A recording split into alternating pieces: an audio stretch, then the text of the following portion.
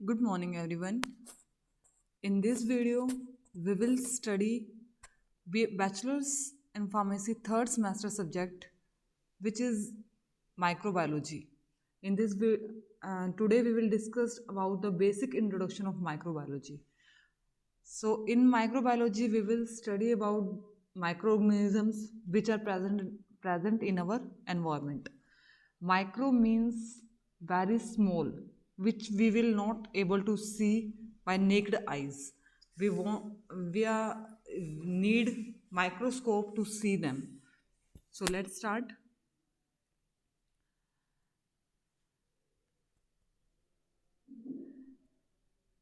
Microbiology is the study of organisms or agents too small to be seen with naked eyes. Microorganisms क्या होते हैं? Microbiology के अंदर हम उन माइक्रोऑर्गेनिजम्स की, उन बैक्टीरिया की स्टडी करते हैं जो बहुत ही छोटे होते हैं, जिनका साइज़ बहुत छोटा होता है और उनको हम नेक्ड आइज से नहीं देख सकते. Micro organisms are present everywhere. हमें पता है कि माइक्रो ऑर्गेनिज्म हर जगह प्रेजेंट होते हैं. हमारे एनवायरनमेंट के अंदर भी प्रेजेंट है, सॉयल के अंदर भी प्रेजेंट है, वाटर के अंदर भी होते हैं, हर जगह प्रेजेंट होते हैं. They are also present in soil, air and water. Micro organisms are involve in production of, जो हमारे माइक्रो ऑर्गेनिज्म प्रेजेंट होते हैं एनवायरनमेंट के अंदर, वो सभी हमारे लिए हार्मफुल या पैथोजेनिक नहीं होते. बहुत सारे माइक्रो ऑर्गेनिजम्स ऐसे होते हैं जो हमारे लिए बहुत यूजफुल होते हैं for the production of antibiotics, for the production of many things which we use in our daily life. So, microorganisms are involved in production of 50% of carbon and 90% of nitrogen. In जो हमारे micro organism होते हैं, ये हमारे 50% जो है carbon की production करते हैं और 90% नाइट्रोजन की. और इसी कार्बन और नाइट्रोजन को हम यूटिलाइज करते हैं अपने बेसिक लाइफ की फंक्शनिंग करने के लिए. They are involved in different processes like biodegradation, process of photosynthesis, process of digestion, and in production of vitamins B and 12. तो माइक्रोऑर्गेनिजम्स का हम यूज़ करते हैं, बेनिफिट लेते हैं इनसे by their use in bread, cheese, beer, vaccines and antibiotics production. इन सब की प्रोडक्शन के लिए हम माइक्रोऑर्गेनिजम्स का यूज़ करते हैं.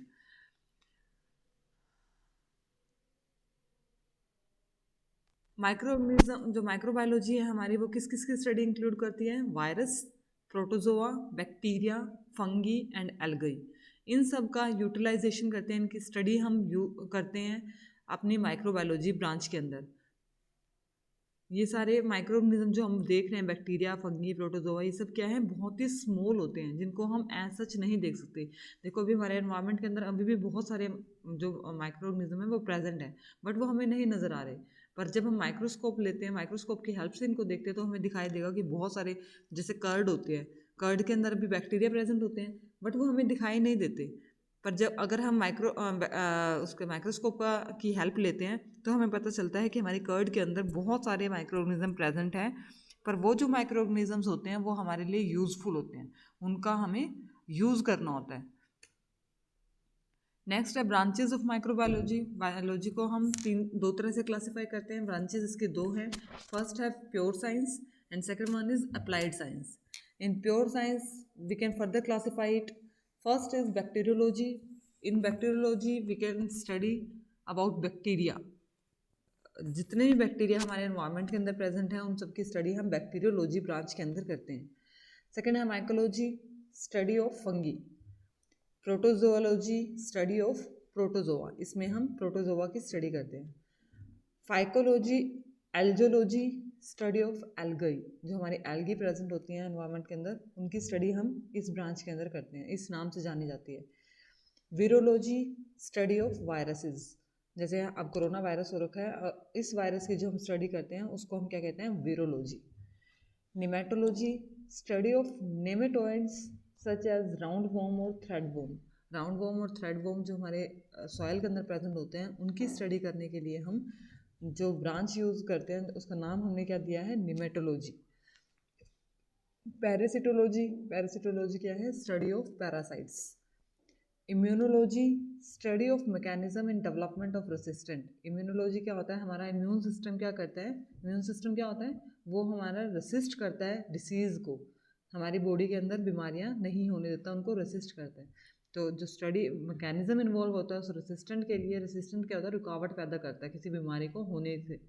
तो उस जो मैकेनिज्म उसके अंदर इन्वॉल्व होता है उसकी जो हम स्टडी करते हैं उसको हम कहते हैं immunology. Microbial cytology, study of microscopic details of microorganism, microorganism की माइक्रोस्कोपिक डिटेल्स की जो स्टडी करते हैं उसको हम साइटोलॉजी कहते हैं। माइक्रोबियल इकोलॉजी, माइक्रोबियल इकोलॉजी क्या है, study of relationship between micro organism and their environment, micro organisms का उसके इन्वायरमेंट के साथ क्या रिलेशनशिप है उसकी जो हम स्टडी करते हैं उसको कहते हैं माइक्रोबियल इकोलॉजी। ये थी हमारी ब्रांचेस प्योर साइंस की। माइक्रोबायोलॉजी की दो ब्रांच है, first one is pure science and second one is applied science. तो अभी जो हमने पढ़ी है ये हमारी ब्रांच है प्योर साइंस की। नेक्स्ट हमारी ब्रांच आती है अप्लाइड साइंस। अप्लाइड साइंस के अंदर फर्स्ट हमारी ब्रांच है मेडिकल माइक्रोबायोलॉजी। मेडिकल माइक्रोबायोलॉजी के मेडिकल मतलब मेडिसिन से रिलेटेड है। Study of positive agents of infectious disease, किसी भी कोई भी जो हमारी डिसीज होती है, जो बीमारी होती है, उसको कौन सा ऑर्गेनिज्म कोज कर रहा है, उसका एजेंट कौन सा है, पॉजिटिव एजेंट कौन सा है, किसकी वजह से ये बीमारी हुई है, उसकी स्टडी को हम क्या कहते हैं medical microbiology.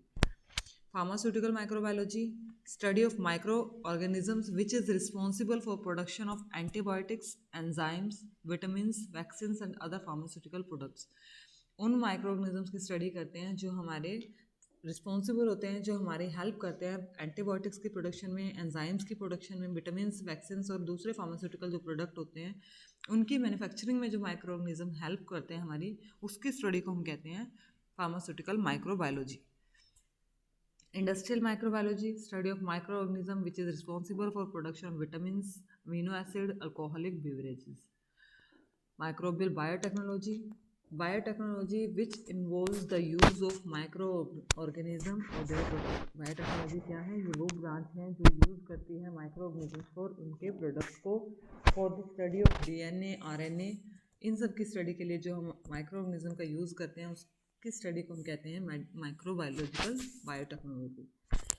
Agricultural microbiology, study of plant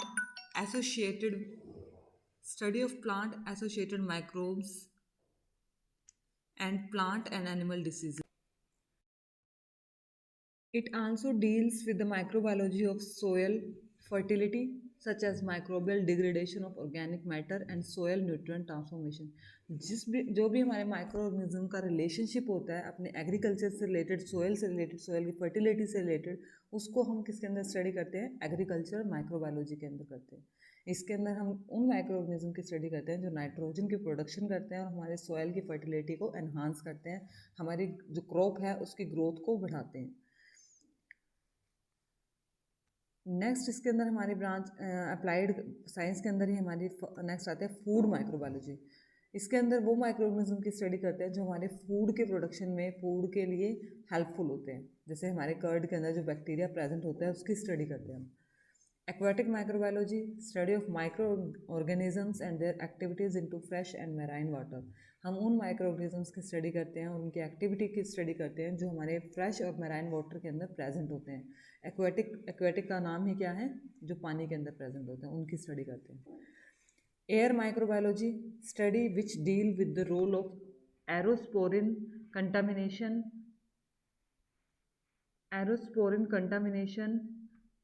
and spoilage of food and determination of plant and animal through air. Air के अंदर जितने भी हमारे माइक्रोऑर्गेनिज्म प्रेजेंट होते हैं जिसकी वजह से हमारा कंटामिनेशन होता है, बीमारियां फैलती हैं, या फिर हमारे फूड की स्पॉयलेज होती है, उसकी स्टडी हम किसके अंदर करते हैं, एयर माइक्रोबायोलॉजी के अंदर उनकी स्टडी करते हैं।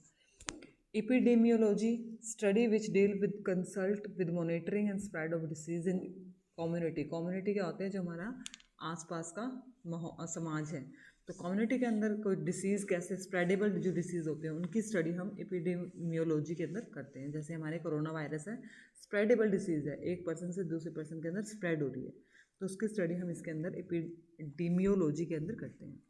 वेटनरी माइक्रोबायोलॉजी, इसमें जितने भी एनिमल्स के अंदर बीमारी डिसीज़ होती है किसी भी पर्टिकुलर ऑर्गेनिजम्स की वजह से, तो उस ऑर्गेनिज्म की स्टडी हम किसके अंदर करते हैं, वेटनरी माइक्रोबायोलॉजी के अंदर।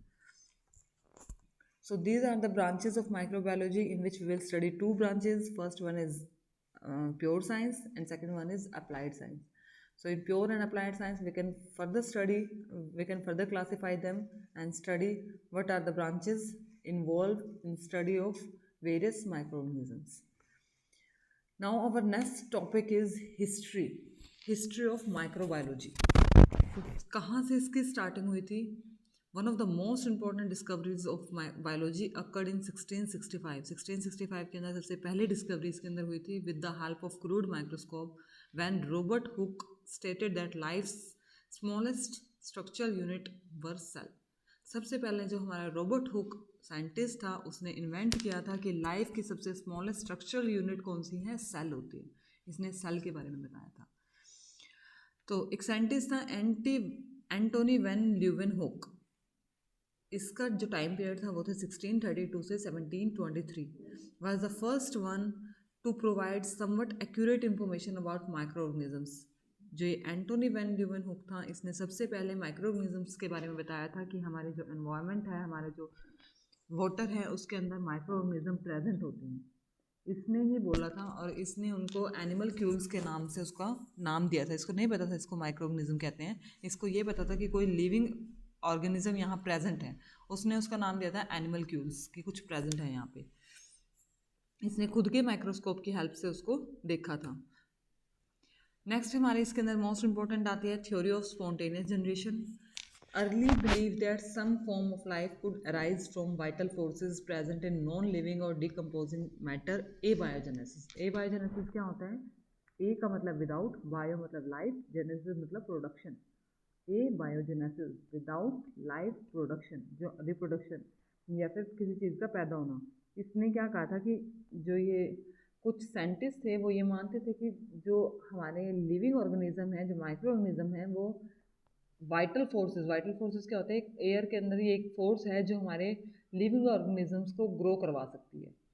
तो इस वाइटल फोर्स की वजह से जो माइक्रो ऑर्गेनिज्म है वो हमारे नॉन लिविंग थिंग्स से अपने आप ही डेवलप होते हैं, अपने आप ही पैदा हो जाते हैं। उसमें organisms can arise from non living matter, कि जो हमारे ऑर्गेनिजम्स हैं, जैसे हमारा टेबल पड़ा है उसके ऊपर अगर कोई माइक्रो ऑर्गेनिज्म है तो वो खुद से अपने आप से जनरेट हो रहा है, वहाँ पर खुद से अराइज हो गया। तो इसने ये कहा था कि इसके लिए माइक्रो ऑर्गेनिज्म के जनरेशन के लिए हमें किसी भी सेक्सुअल रिप्रोडक्शन की ज़रूरत नहीं पड़ती, ये खुद से पैदा हो जाता है, किसी दूसरे लिविंग ऑर्गेनिज्म की हमें ज़रूरत नहीं है। कुछ साइंटिस्ट ऐसा मानते थे, but this theory was challenged by many scientist. पर बहुत सारे साइंटिस्ट ने इस थ्योरी को चैलेंज किया था। सबसे पहला साइंटिस्ट था वो था फ्रांसिस्को रेडी। इसका टाइम पीरियड था 1626 से 1697। इसने क्या किया था? एक एक्सपेरिमेंट किया था। ये क्या था? वो जो एबायोजेनेसिस की थ्योरी थी, इसने उसको अगेंस्ट था। इसने उसके अगेंस्ट काम किया था। ये कहता, ये उसको मानता ही नहीं था। ये कहता था एबायोजेनेसिस कुछ होता ही नहीं है, जो माइक्रो ऑर्गेनिज्म की प्रोडक्शन हो रही है उसके लिए हमें किसी दूसरे लिविंग माइक्रो ऑर्गेनिज्म की ज़रूरत पड़ती है, उसकी हेल्प चाहिए हमें। तो इसके अंदर इसने एक्सपेरिमेंट किया। 3 जार लिए, एक जार ओपन रखा, दूसरे जार को कवर किया, तीसरे जार को सील कर दिया इसने। तो इसने क्या किया? उन जार के अंदर मैगोट्स क्या होता है? मीट डाल दिया। मीट क्या होता है? जिसके ऊपर दूसरे जो माइक्रो ऑर्गेनिज्म जैसे फ्लाइज हैं, मक्खियाँ हैं, इंसेक्ट्स हैं, वो इजीली वहाँ पर आके बैठ सकें। तो इसने क्या किया? उसके अंदर मैगोट रख दिया, मीट रख दिया। उस मीट के रखने की वजह से क्या हुआ? जो ओपन वाला जार था उसमें क्या हुए? मैगोट्स अपीयर्ड। मीट रखने की वजह से उसके ऊपर कुछ एग्स जो थे वो अपीयर हुए, जिसको इसने मैगोट्स नाम दिया। तो सेकंड जो गोज क्या होता है? कपड़ा जो था उससे सील कवर कर दिया था इसने जार को। उससे हवा तो अंदर एंटर कर रही थी, क्योंकि कुछ साइंटिस्ट इससे पहले वाली एबायोजेनेसिस थ्योरी में ये मानते थे ना कि जो वाइटल फोर्स है हमारी एयर क्या है? वो वाइटल फोर्स है। एयर के अंदर ऐसे मतलब फोर्स है, ऐसी पावर है कि वो खुद से जो ऑर्गेनिज्म है उनको जनरेट करवा देती है। तो इसने क्या किया? फर्स्ट वाले जार को ओपन रख दिया बिल्कुल, सेकंड वाले को कवर कर दिया, पर हवा को अंदर एंटर करने दिया। कपड़े के अंदर से हवा जो है वो अंदर एंटर कर पा रही थी। तो जो वाइटल फोर्स थी वो तो अंदर एंटर कर रही थी, और उसको कवर करके रख दिया। थर्ड वाले को इसने बिल्कुल सील कर दिया, अंदर मीट रख के उसको बिल्कुल सील कर दिया।